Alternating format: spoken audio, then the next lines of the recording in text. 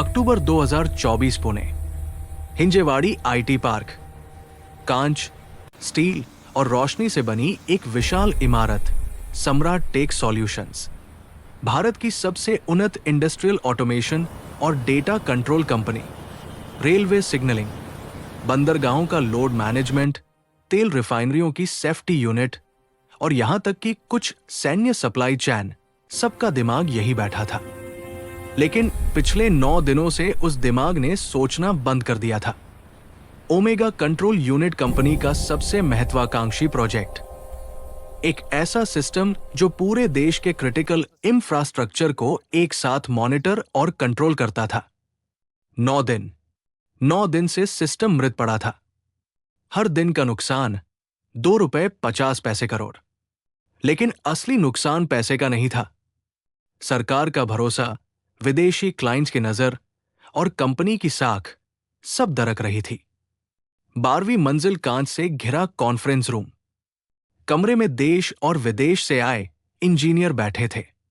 Japan के automation expert, Germany के control logic engineer, America के साइबर सेफ्टी स्पेशलिस्ट। सब थके हुए, सब परेशान। कमरे के सामने खड़े थे समीर राघवन, कंपनी के संस्थापक और सीईओ। सादा ग्रे सूट, बिना टाई, आंखों के नीचे 9 दिनों की नींद की कमी। उन्होंने टेबल पर जोर से हाथ मारा। 9 दिन हो गए।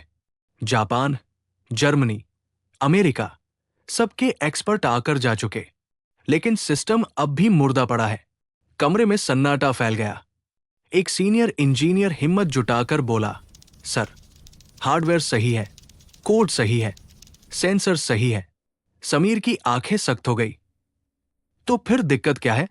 इंजीनियर चुप हो गया, क्योंकि जब सब कुछ सही हो और सिस्टम फिर भी मरा हो तो सवाल टेक्नोलॉजी का नहीं, नियत का होता है। मीटिंग खत्म हुई। समीर भारी कदमों से नीचे की ओर बढ़े। उनके भीतर एक डर था जो किसी बोर्ड मीटिंग में कभी नहीं दिखाया जाता। फुटपाथ जैसे ही समीर गेट के पास पहुंचे, उनकी नजर फुटपाथ पर बैठे एक दुबले से लड़के पर पड़ी। उम्र करीब 16 साल, पुरानी शर्ट, फटी चप्पल, पास में एक छोटा सा टूल बैग। वो मोबाइल रिपेयर कर रहा था, लेकिन उसकी आंखें मोबाइल स्क्रीन पर नहीं थी। वे लगातार कंपनी की इमारत पर टिकी थी, जैसे वो उसके अंदर चल रही चीजों को देख सकता हो। उस लड़के का नाम था नीरज। समीर ने एक नजर डाली और आगे बढ़ गए। उन्हें क्या पता था, यही लड़का उनकी जिंदगी का सबसे बड़ा सच उन्हीं के सामने खोलने वाला है।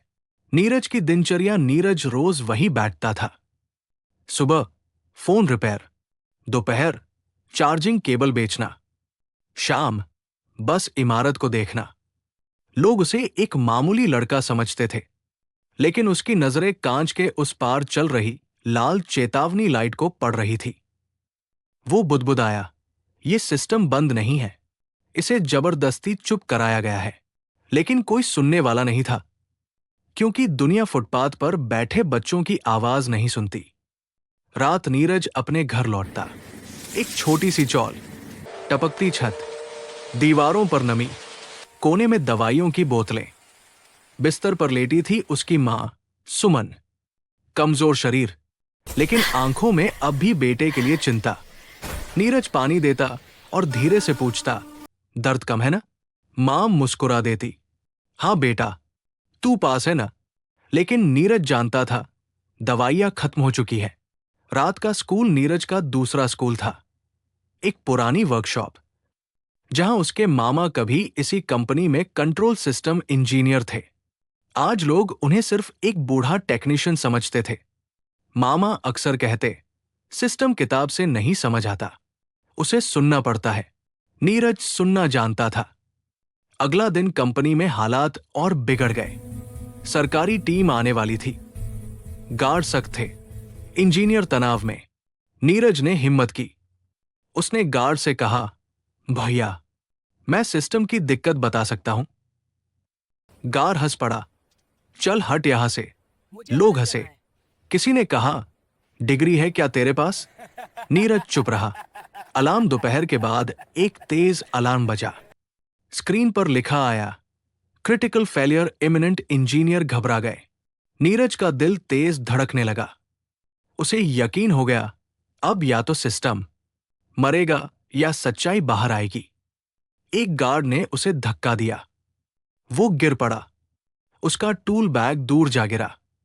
आंखों में आंसू थे, लेकिन वो रोया नहीं। शाम समीर राघवन फिर बाहर आए। उन्होंने वही लड़का देखा। इस बार उसकी आंखों में जिद थी। समीर रुक गए। तुम रोज यहां क्यों आते हो? नीरज ने सिर उठाया।